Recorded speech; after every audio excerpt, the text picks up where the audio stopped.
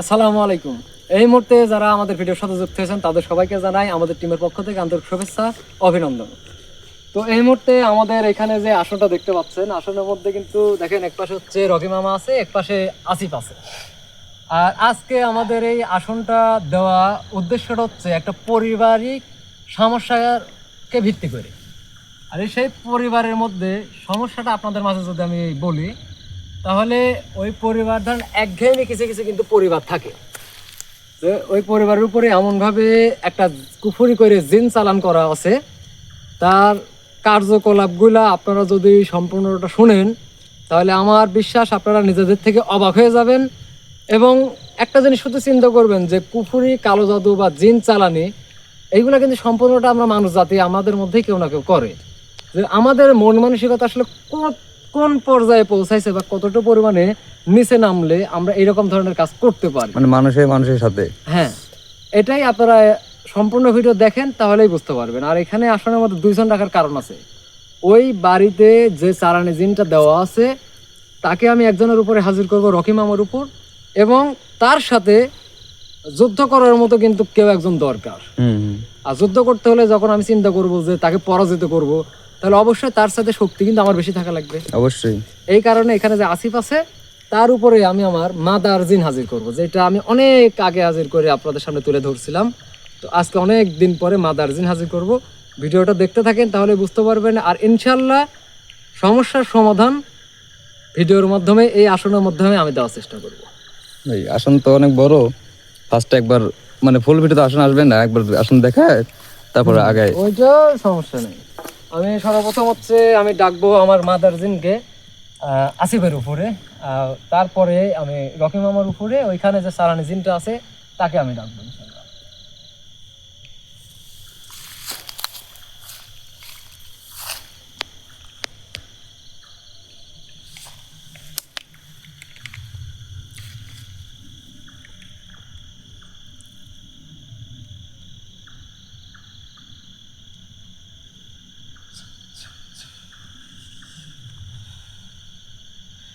আসসালামু আলাইকুম হুজুর। ওয়ালাইকুম আসসালাম ওয়া রাহমাতুল্লাহি ওয়া বারাকাতুহু। আসসালামু আলাইকুম। ওয়ালাইকুম আসসালাম। আপনাকে আমি বহুদিন পরে আসনের মধ্যে ডাকছি বিশেষ কিছু কাজে। কি কাজ হুজুর? আপনার সামনে যে এই মুহূর্তে বসে আছে তার উপরে আমি একটা চালানি জিন হাজির করব। সে একটা পরিবারের বহুত প্রভাবে জ্বালা যন্ত্রণা, অন্যায়, অত্যাচার বা একটা পরিবারকে কিভাবে নিচে নামায় দেওয়া যায় বা বিভিন্ন ধরনের খারাপ কাজে নিয়োজিত, সেরকমই একজনকে আমি এর উপরে আমি ডাকবো। আপনি থাকেন এবং আমার কার্যকলাপে আপনাকে আমার প্রয়োজন। ঠিক আছে হুজুর।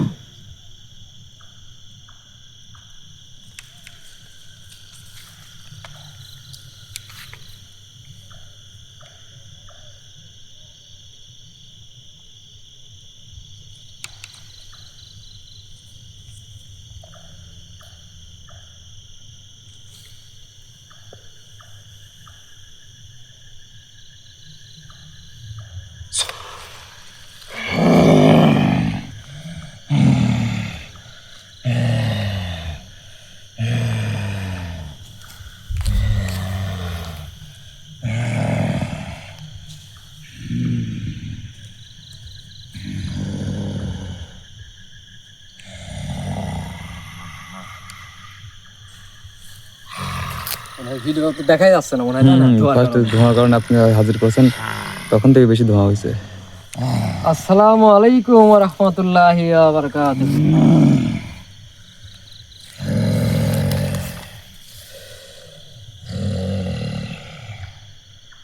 এখানে কি জন্য ডাকছো? এখানে যে কারণেই ডাকি, আপনাকে কিন্তু আমি অতি সম্মানের সহিত সালাম দিয়েছিলাম। এখানে কি জন্য ডাকছো তাই কো আগে। তুই আমার হুজুরের সালাম নিস নাই? তুই কত বড় কলছি রে, কত বড় কলছি।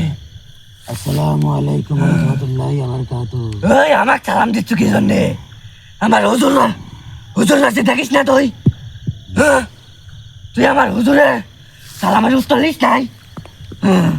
তোকে টানি চিনি বেলা বলে থামেন, আপনি থামেন, আসসালামু আলাইকুম হুজুর, আমার ভুল হয়ে গেছে, ক্ষমা করে দিবেন। আপনি থামেন। আপনার কোনো কথা বলার দরকার নাই এই বিষয়টা নিয়ে, কারণ হচ্ছে ও তো একটা বেয়াদব। ওর কার্যকলাপই হচ্ছে একটা বেয়াদবির মধ্যে সীমাবদ্ধ ভাই। ওই বেয়াদবি যদি না হইতো তাহলে কি একটা মানে আমাদের মানুষ জাতি একটা পরিবারকে সেই রকম ভাবে মানে ক্ষতি করতে পারতো সে? আরে তাই বলে আমার হুজুর, আর আমি থাকা অবস্থায় তুই তুই সালামের উত্তর দিলাই? হুজুর, আমি আপনাকে দেখতে পাই নাই। ভালো করে কথা কও।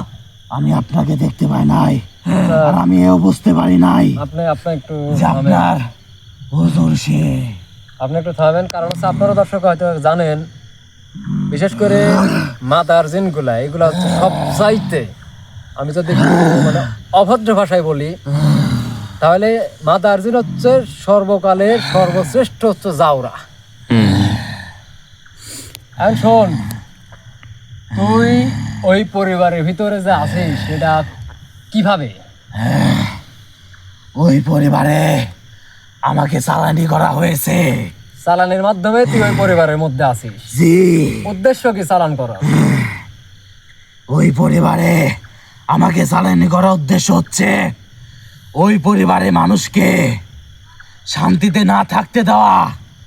ওই পরিবারের মানুষের আত্মীয় স্বজন, আশেপাশের মানুষ, এমনকি রক্তের সম্পর্ককে নষ্ট করার দায়িত্বই আমার উপরে আছে।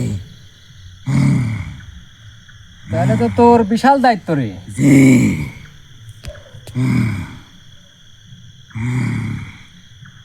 ওই পরিবারে কোনো মানুষ ভালো মনে প্রবেশ করতে পারে না, আর যদিও বা প্রবেশ করে তাহলে আমি সেই পরিবারের মানুষ দ্বারা তাদের সাথে একটা ঝগড়া বিবাদ লাগিয়ে দিই।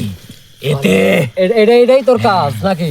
জি, এটাই আমার কাজ, যাতে তাদের সম্পর্ক যেন নষ্ট হয়ে যায়। মানে তোর কাজ হচ্ছে ওই পরিবারের সাথে যেন বাইরের কারোর কোনো সুসম্পর্ক না থাকে, কেউ যেন ওই বাড়ির মধ্যে প্রবেশ করতে না পারে, আর এই কারণে যেন ওই পরিবারের মানুষ আস্তে আস্তে মানে মাথা নষ্ট হয়, পাগল হয়ে যায়, জি, তারা যেন পাগল সেজে যায়। এটাই হলো তোর কাজ। এটাই আমার কাজ। এইগুলা কি জন্য করতেছে? এটার কারণ কি? মূল কারণ কি? কারণ হচ্ছে এমনি এমনি তো আর কেউ এসব ধরনের কাজ করে না। না না, মূল কারণ কি? জি, মূল কারণ অবশ্যই আছে। বল। ওই পরিবারে একটি সুন্দর মেয়ে ছিল। হ্যাঁ, সেই মেয়েকে একটি ছেলে পছন্দ করত, মন থেকে তাকে ভালোবাসতো, কিন্তু ওই পরিবারের মানুষ সেই ছেলের সঙ্গে তাকে বিয়ে দেয় নাই, তাদের মনের মিলন ঘটায় নাই। এই জন্যই ওই ছেলে এক তান্ত্রিকের মাধ্যমে আমাকে ওই পরিবারে চালানি করেছে, যাতে যেন ওই পরিবারের সঙ্গে কোনো মানুষের ভালো সম্পর্ক না থাকে, এক ঘই হয়ে যায়। এক ঘই হতে হতে ওই পরিবারের মানুষ যেন তোর পাগল ইতিহাস হয়ে বাদ দে। যায়। ওই মেয়ে কোথায় এখন? ওই মেয়ে এখন তার স্বামীর বাড়িতে। মানে ওই মেয়ের বিয়ে হয়ে গেছে জি, অন্য কারোর সাথে? জি, তুই একটা জিনিস খুব ভালো করে কিন্তু জানিস, মানে এখানে উদ্দেশ্যটা কিরকম। ওই পরিবারের মধ্যে সুন্দর একটা মেয়ে ছিল, তাকে অন্য একটা ছেলে পছন্দ করতো, উদ্দেশ্য ছিল ওই মেয়েকে বিয়ে করার, কিন্তু কোনো একটা কারণে ভাই বিয়ে হয় নাই। কারণ একটা জিনিস কি, জন্ম মৃত্যু বিয়ে তিনটা জিনিস কিন্তু সৃষ্টিকর্তা, এটা আমি আপনি কেউ কিন্তু পাল্টাতে পারবো না। তাহলে তার অন্য একটা জায়গায় বিয়ে হয়ে গেছে, সৃষ্টিকর্তা এর সাথে ওই মেয়ের জুটি রাখে নাই, তাই অন্য কোথাও বিয়ে হয়ে গেছে। তুই নিজেও কিন্তু খুব ভালো করে জানিস, জন্ম মৃত্যু বিয়ে এই তিনটা জিনিস আমরা মানুষ জাতি বা তোর যিনি উপসর্গ, আমাদের কোনো কিছু করার নাই এই তিনটা বিষয়ে। জি, তা এই বিষয়টা তুই জানার পরেও কেন তুই এই কাজে নিয়োজিত হইলি? আর একটা সংসার নষ্ট, মানে সংসার ভাঙা, আর আমাদের হচ্ছে মানে মুসলিম ভাষায়, আমাদের ভাষায় হচ্ছে একটা মসজিদ ভাঙা সমান কথা। তাহলে তুই এই কাজে কেন নিজেকে নিয়োজিত করলি? আমার কোনো দোষ নেই। আমাকে সেই কাজে বাধ্য করা হয়েছে। ও তোর বাধ্য টাধ্য বাদ দে, তুই নিজে না করলে তোর বাধ্য করলো কেমনে? আপনি যেভাবে বাধ্য করে এই আসন আমাকে এনেছেন হ্যাঁ, সেইভাবে আমাকে বাধ্য তোর করা মতো হয়েছে। তো আরো লক্ষ লক্ষ জিন উপসর্গ আছে, তাহলে তুই কি জন্য বাধ্য হইলো? আচ্ছা আমার কথা তো বাধ্য করছে। জন্ম মৃত্যু বিয়ে তিনটা জিনিস যে একমাত্র সৃষ্টিকর্তার হাতে, এটা তো তুই খুব ভালো করে মানিস। জি মানিস হ্যাঁ ওই মেয়েটার তো অন্য কথা বিয়ে হয়ে গেছে, সেইখানে আবার তুই সংসার ভাঙবি, এইটা আমরা মানুষ জাতি বা তোর জিন উপসর্গ, এটা আমাদের করা উচিত না, এটা তুই জানিস। হ্যাঁ জানি আমি। আচ্ছা, ওই পরিবারের মধ্যে এমন অবস্থাতে করতেছিস যাতে বাহিরের কারোর সাথে কোনো ধরনের সুসম্পর্ক, পাড়া প্রতিবেশী আত্মীয় স্বজন বা রক্তের কেউ কারোর সাথে যেন তাদের কথাবার্তা চলাফেরা বা সব দিক দিয়েই কোনো ধরনের সুসম্পর্ক না থাকে, এই জন্য তুই উঠে পড়ে যে তুই লাগছিস। জি এইটা কি তোর পাপিষ্ট কাজ নাকি এটা ভালো কাজ? এটা অত্যন্ত খারাপ কাজ, কিন্তু ওরে খারাপ বাদ দে, এটা অনেক আমাকে- পাপিষ্ট কাজ, তাই না? জি তাহলে তুই একটু ভাইবে দেখ যে তুই কত নিচে নামে গেছিস, সৃষ্টিকর্তা সব কিছু তুই জানা সত্ত্বেও তুই নিজের মতো করে তাদের সংসার ভাঙার চেষ্টা করতেছিস। আচ্ছা আরেকটা কথা, জি সংসারটা ভাঙার পরে কি কি কোন উদ্দেশ্য কি? সংসার ভাঙতেছে কি জন্য? ওই মেয়ের তো সংসার অন্য জায়গায় বিয়ে যখন হয়ে গেছে। ভেঙে যাবে, হুম, সংসার তো শুধু যেই পরিবারে আছি সেই পরিবারের সংসার নষ্ট হবে না, ওই মেয়ে যে পরিবারে গেছে হুম, সেই পরিবারের সংসার নষ্ট হয়ে যাবে, ভেঙে দেবো আমি। তারপর কি? তারপর ওই মেয়ে যখন একা হয়ে যাবে তখন ওই ছেলে তাকে বান মেরে তাকে বিয়ে করবে। মানে বান মারুক না গরু মারুক এত কিছু বিষয় না, মূল কথা হচ্ছে যে যেভাবে হোক হাতে নিয়ে আসবে, তার পরবর্তীতে বিয়ে করবে। আর বিয়ে করতে হলে তো তাহলে যেখানে বিয়ে হয়েছে সেই সংসারটা ভাঙা লাগবে। অবশ্যই। এইগুলা তো ঠিক না, এগুলো করা যাবে না। আর ওই পরিবারের মধ্যে ভাই আমি আরেকটা কথা বলি, যে পরিবারের সাথে এরকম ধরনের কার্যক্রম হচ্ছে সেই পরিবারে যে সদস্যগুলো আছে সবাই হচ্ছে মেয়ে, পুরুষ শুধুমাত্র একজন আছে, তাও অনেক বয়স্ক।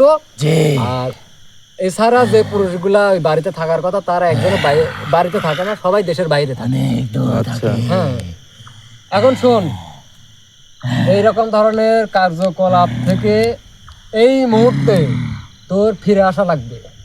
কোনো ধরনের কোনো ক্ষয়ক্ষতি বা যে উদ্দেশ্যে তোকে চালান করা হোক সব কিছু ভুলে যায়,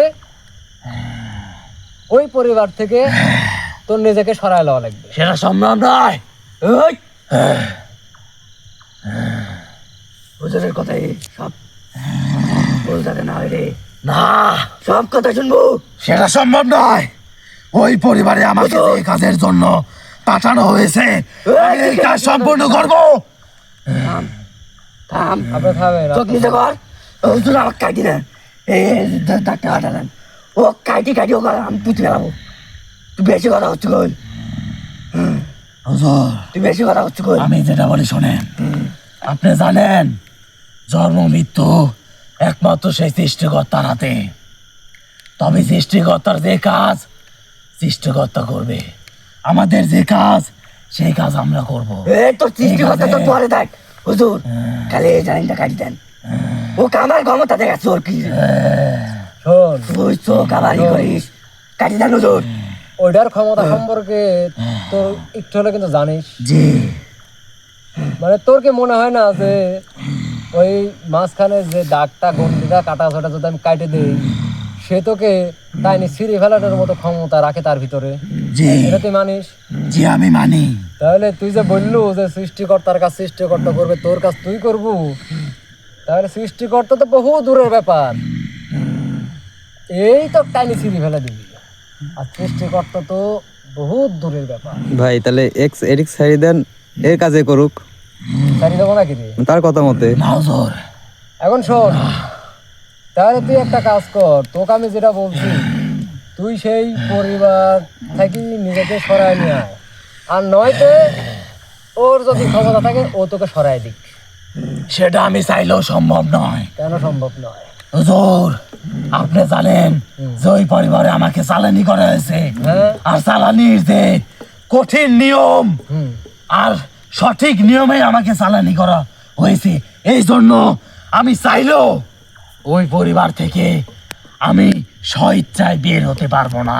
ঠিক আছে, তোর স্বইচ্ছায় বের হওয়ার দরকার নাই। স্বইচ্ছায় বের হওয়ার দরকার নাই। তোর পিছন সাইডে যে বাঁকা হাড় আছে, ওই হাড়ে মনে কর এখন বসি বাঁধা তোর টাইনে বাইর করতেছি আমি। এটা স্বইচ্ছায় বের হওয়ার দরকার নাই। আমাকে অযথা কষ্ট দিতে ওই তোর দেওয়া অযথা হবে। কষ্ট। তুই নিজের পাছায় যখন বসি বাঁধবি তখন বুঝতে পারবো যে পাছার ব্যথার কি যন্ত্রণা। এখন তো মনে করে যে পরিবার বুঝতেছে, তুই তো বুঝতেছ না। তোর কাছে ভালো লাগতেছে, তোর কাছে একটা লীলা খেলায় পরিণত হয়ে গেছে। তোর এই লীলা খেলা আমি দেখতেছি না। আর আপনি শুনে হ্যাঁ বলেন, কিছু ভালো লাগবে না। খালি আমার কাজই দেন। শুনেন, আপনাকে দিয়ে আমার অন্য কাজ আছে। এর মতো মানে ছোটখাটো এইসব ওই পোনা মারিয়ে নিজের গা আগুন করার তো দরকার নাই। আপনাকে আমি এই মুহূর্তে কাজ দিচ্ছি। ও কি করবেন? শোনেন, ও কি করবেন? এডিগন ও ও কি করবেন? আমি খুব ভালো করেই জানি। ছাই দিবেন? না, ছাই দেন। ওক যদি আমি ছাড়ি দেই তাহলে ওকে আপনি ছাই দেন। ওকে আপনি ছাই দেন। ও আমি কাটি কাটি করে পুঁতি দেবো। আমি শোন, পুঁতি দেবো। এখন যদি তোকে আমি আসন থেকে ছাড়িয়ে দিই, ওই যে মাদার যে তোকে মনে কর খালি এইভাবে একটু করে টান মারি থাকে, টস করে একটা খালি শব্দ হয়েছে, তারপর ধর তোর কোনো কিছু মনে থাকবে না, কারণ তুই তার এই দুনিয়াতেই থাকবো না। জি আমি সবই জানি। এখন তাহলে তুই ক, তুই এখন যদি তুই একটু ভালো থাকতে চাই, যদিও তোকে এখানে বন্ধ করে ফেলবো, এখন তোকে কেন এখান থেকে ছাড়িয়ে দেবো নাকি তুই এখানে বন্ধ করে ফেলবো? এখানে আমি হুজুরের সঙ্গে একটু কথা বলতে চাই। তোর কোনো কথা নাই, একটুলা একটা শব্দ তোর কোনো কথা নাই। তোকে এখান থেকে ছাড়ি দেবো নাকি তুই বোতলের ভিতর ঢুকবো, কোনটা? ছাড়ি দিলে মাদার দিন আছে তাকেও আমি ছাড়ি দেবো। আর যদি বোতলের ভিতর ঢুকিস তাহলে শুধুমাত্র বোতল বন্দি অবস্থায় চলে যাবো। না হুজুর, আপনি আমাকে এখান থেকে ছেড়ে দেন না। আমি ওই পরিবারে প্রবেশ করার আগেই কিন্তু আমি বলছি যে হয়তো বেশি কথা কইস না, তোকে ছাড়ি দেবো, না। বোতলে আসবো, হ্যাঁ? কোনটা করবো ক, কোনটা করবো? হুজুর হ্যাঁ বুঝতে পারছি, আমাকে ছেড়ে দিন, হ্যাঁ? কিন্তু ছাড়ি দেবো, আমি তাকে ছাড়ি দেবো, হ্যাঁ তোকে ছাড়ি দেবো, সাথে তাকে ছাড়ি দেবো। ভাই এই যে তাকায় আছে তো ছাই দেওয়া মাত্র ধরবি। ওর কত বড় সাহস! ও কোনো চাইদে চাইদা নজর। আপনি তো ভালো করে জানেন যে আমাকে ওই পরিবারে চালানি করা হয়েছে। এই শোন। তুই আবার চোখ তুলে তাকাস। এই শোন, আপনি থামেন, শোন, মাফ করিবেন। চুপ থাক, তো কি করা লাগে আমি দেখতেছি। আপনি শোনেন, এক আমি এই মুহূর্তে এই বোতল বন্ধ করে ফেলবো। আমি এর আগেও আমি বলছি যে উপসর্গ অন্যায় করবে, ক্ষতি করবে এবং যারা এটার সাথে জড়িত থাকবে সকলকে কোনো না কোনো শাস্তি আমি দিব। কারণ আপনি ভাই একজনকে ক্ষতি করলেন, সে আপনাকে যদি আমি ওই পথ থেকে সরায় নিয়ে আসার জন্যে আমি যদি আপনাকে দুটো আমি থাপ্পড় লাগাই দেই, তাহলে আপনি নিজে ব্যথা পাইলেও আপনি একটা শিক্ষাও পাবেন। আর আমার মনে হয় সৃষ্টিকর্তা এই কারণে আমার কোনো ধরনের কোনো গুনাহ বা কোনো গুণাকার থেকে আমাকে হয়তো বা দূরেই সরায় রাখবে। কারণ হচ্ছে ভাই, আমার মধ্যে যে শিক্ষা আছে, আমার মধ্যে যতটুকু জ্ঞান আছে, আমি যতটুকু জানি, আমি যদি ততটুকু দিয়ে একটা মানুষের উপকারী করতে না পারি এবং যারা অন্যায় করতেছে তাদের সাথে মানে তাদের যদি আমি প্রতিবাদী করতে না পারি, তাহলে ভাই আমার এই জ্ঞান, আমার এই শিক্ষার কোনো মূল্য নাই। মানে ঠিক করে পর আবার তারা ওই কাজই করে বারবার, হ্যাঁ, তাহলে তাহলে তো লাভ হলো না। হ্যাঁ, তাহলে ভাই আমার এই জ্ঞান, আমার যে শিক্ষা, আমার যে শক্তি, এগুলো তো ভাই আমার কোনো জ্ঞান থাকলো না যদি আমি তাদের বিরুদ্ধে যদি আমি না দাঁড়াইতে পারি। অবশ্যই। শোনেন, আপনার কাজ হচ্ছে আপনাকে এই মুহূর্তে আমি আসন থেকে বের করে দেব এবং এই আসন থেকে যাওয়ার পরেই আপনি ওই পরিবারের কাছে চলে যাবেন এবং ওই পরিবারের মধ্যে যে কয়জন ব্যক্তি আছে প্রত্যেক জনের সুরক্ষার দায়িত্ব আপনার। ওই পরিবারের মধ্যে এবং ওই পরিবারের যে জায়গা যেখানে তাদের বসত বাড়ি, ওর মধ্যে যেন কোনো কুকুরি, কালো জাদু, কোনো কুনজর, কোনো চালানি জিন কোনো ধরনের কবিরাজ তান্ত্রিক এবং উপসর্গ ভিত্তিক কোনো কিছু যেন ওদের কাজ পর্যন্ত প্রবেশ করতে না পারে সেই দিক দেখভাল করবেন আপনি। এবং যারা ওই কাজের মধ্যে সহযোগিতা করছে, যারা ওই কাজে নিয়োজিত ছিল, এক এক করে প্রত্যেকটার এমন অবস্থা করবেন যেন জীবনের মনে তাদের চিন্তা ভাবনা থেকে মানুষের ক্ষতি করার চিন্তা ভাবনা যেটা, সেটা যেন চলে যায়, দূর হয়ে যায়। জি হুজুর। আপনারা কি বুঝতে পারছেন? হ্যাঁ আপনাকে আমি সময় দিচ্ছি 3 দিন। এই 3 দিন আপনি সম্পূর্ণভাবে পরিবারকে দেখভাল করবেন, পরিবারের প্রত্যেকটা ব্যক্তিকে আপনি দেখভাল করবেন। এবং এই 3 দিনের মধ্যে যারা এই কাজের সাথে জড়িত আছে তাদের মধ্যে থেকে যে কোনো একজনকে আপনি এমন অবস্থা করবেন যেন তারা এই অবস্থা দেখে বাদ বাকি যারা আছে তারা যেন এই ধরনের কর্মকাণ্ড তাদের মাথার থেকে ফেলে দেয়। জি হুজুর। আপনি কি বুঝতে পারছেন? জি, আপনি যেখানে কেটে দিচ্ছে আপনি খুব সুন্দরভাবে তার শরীর ত্যাগ করবেন যেন তার কোনো ধরনের কোনো ক্ষয়ক্ষতি না হয়, যেমন ছিল তেমন দেখে। আসসালামু আলাইকুম রহমতুল্লাহ। ওয়ালাইকুম আসসালাম। ওয়ালাইকুম আসসালাম। ওয়ালাইকুম। ওয়ালাইকুম আসসালাম রহমতুল্লাহ। এখন শোন, তোর যে অবস্থা, তোকে আমি যে কতটুকু কি করবো এটা হয়তো তুই জানিস না। দর্শক, এইখানে আমি একটা জিনিস হয়তো আপনার কথা বলতে বলতে আমি এক ইয়ে করছি, সেটা হচ্ছে যে ওই বাড়ির এরিয়া ভিত্তিক একটা এরিয়া আমরা আমাদের কাজের ভিত্তিতে অনেক কিছু অনেক রকমভাবে আমরা ভাগ করে নিই। এইরকম ধরেন আমরা এখানেও নিছি। আর এই 4 কোণায় 4টা পেরেক গাড়ার মাধ্যমে ওই বাড়িটা আমি সম্পূর্ণটা বন্ধ করে দেবো, যেন ওই পরিবারের মধ্যে সে তো আছে করার জন্যে, তারপরেও যদি বন্ধ থাকে তাহলে তো আল্লাহর রহমতে কোনো ধরনের কোনো সমস্যা হবে না। মানে সেফটি, ডাবল সেফটি বলতে পারেন আছে। তো ওটা উঠে ওই যে ব্যাগের মধ্যে যে 4টা পেরেক যে রাখা আছে, 4টা পেরেক খালি বাইর করে রাখো, যেরকম অবস্থা আছে সেরকমই খালি বাইর করে রাখো হাতের উপর, ঠিক আছে? আচ্ছা, এখন শোন, তোর যে বিষয়টা মাফ করে দেওয়া, ক্ষমা করে দেওয়া, এইগুলা বাদ দিয়ে দিছি আমি। বাদ দিছি কি জন্য জানিস? তোদের মাফ করে দিলে তোরা ভুলে যাস। আমরা মানুষ জাতিই ভাই ভুলে যাই। আপনি যা একটা অন্যায় করলেন, আপনি যা ক্ষমা চাইলেন, ক্ষমা করে দিল, পরবর্তী যা ভাই আপনি আবারই অন্যায় করবেন।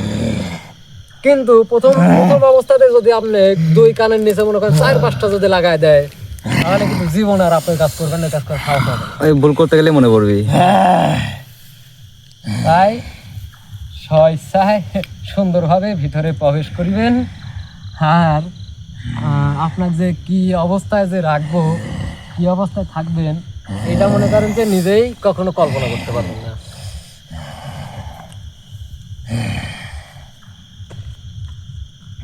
তাকানি রং, বুঝতে পারছেন? হ্যাঁ, ওর তাকানি রং।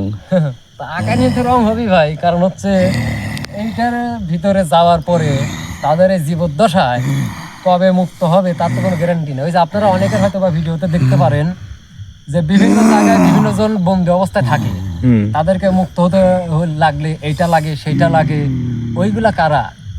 আমার আগে এই যে এরকম ভাবে ধরেন বন্ধ করে রাখি গেছে, এই যে ধরেন আমি এই যে আজকে তার টাস করে বন্ধ করি এমন একটা অবস্থায় রাখি দেবো, তো আমার কারণে যদি সে মুক্ত ভয় পাইলো, আর না হলে কোনো একদিন কোনো এক কবিরাজ তান্ত্রিক বা যে কোনো মাধ্যম দিয়ে যদি সে মুক্ত পায়, মুক্ত হওয়ার পরে সে কি, সে তো ভালো না, সে তো যাওরা। আর ওইখানে যায় যদি মনে করেন যে একটা সমস্যা তৈরি বলে আমাকে এটি দে, আমাকে সেটি দে, বহুদিন ধরে কিছু খাইনি, এখন তারা যদি দেয় তাহলে সেটা তাদের ব্যর্থতা। কিন্তু তাদের একটা আমি তখন বন্দি করতেছি, তাদের মধ্যে যখন ওরকম জ্ঞান ক্ষমতা থাকবে তখন কিছুই লাগবে না, বুঝলেন না ভাই? 2-4 ঘা মারি দিলে এমনি ওই গরু ছাগল পাঠা কিছু লাগে না।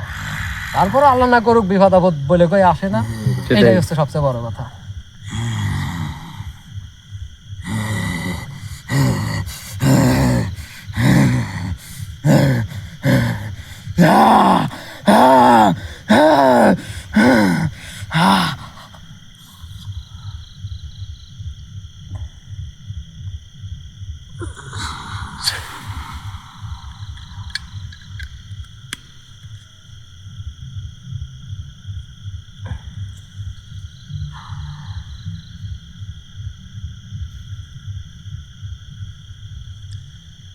বন্দি জীবন বিশাল খারাপ, জায়গাও তো ছোট।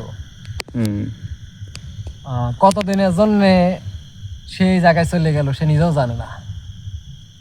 এখন আফসোস করবে, আফসোস করতে করতে একটা সময় যখন দেখবে যে কোনো কোন কিনারা আর পাচ্ছি না, তখন সে সৃষ্টিকর্তার কাছে ক্ষমা চাওয়ার জন্য বিশাল ধ্যানে বসে যাবে। শুধু বাইরে হওয়ার জন্য। হ্যাঁ, এইটাই হচ্ছে মূল কথা। কারণ সৃষ্টিকর্তাকে মানুষ স্মরণ করে যখন দেখা যায় দেওয়ালে পিঠ থেকে গেছে, কিন্তু আমার আর কিছু নাই, আমি শেষ, তখন আর কোনো তার আগে- উপায় থাকে না। হ্যাঁ, তার আগে কেউ সৃষ্টিকর্তাকে মন থেকে সেরকম ভাবে স্মরণ করতে চায় না। তো সবাই ভালো থাকবেন, সুস্থ থাকবেন। আর আমার যে ডিসপ্লের উপরে নাম্বার দেওয়া আছে, আমার সরাসরি কথা সেটা হচ্ছে, কারোর যদি এরকম মনে হয় যে কোনো সমস্যাটা কাজ করা জরুরি, বা আমি তো যে ধরনের কাজকর্ম করি এটা আপনারা নিজেরা অনেক ভালো করেই জানেন, যদি মনে হয় যে আমার দ্বারা হতে পারে বা সম্ভব, তাহলে আমাকে সরাসরি ফোন দিয়ে সরাসরি বলবেন। যদি মনে হয় যে আমার দ্বারা সম্ভব, কিংবা আপনার ওই কাজের জন্য আল্লাহ পাক হয়তো বা আমাকে উসিলা বানায় রাখছে, এরকম কিছু। তো সবাই ভালো থাকবেন, সুস্থ থাকবেন। আসসালামু আলাইকুম রহমতুল্লাহি ওয়া বারাকাতুহু।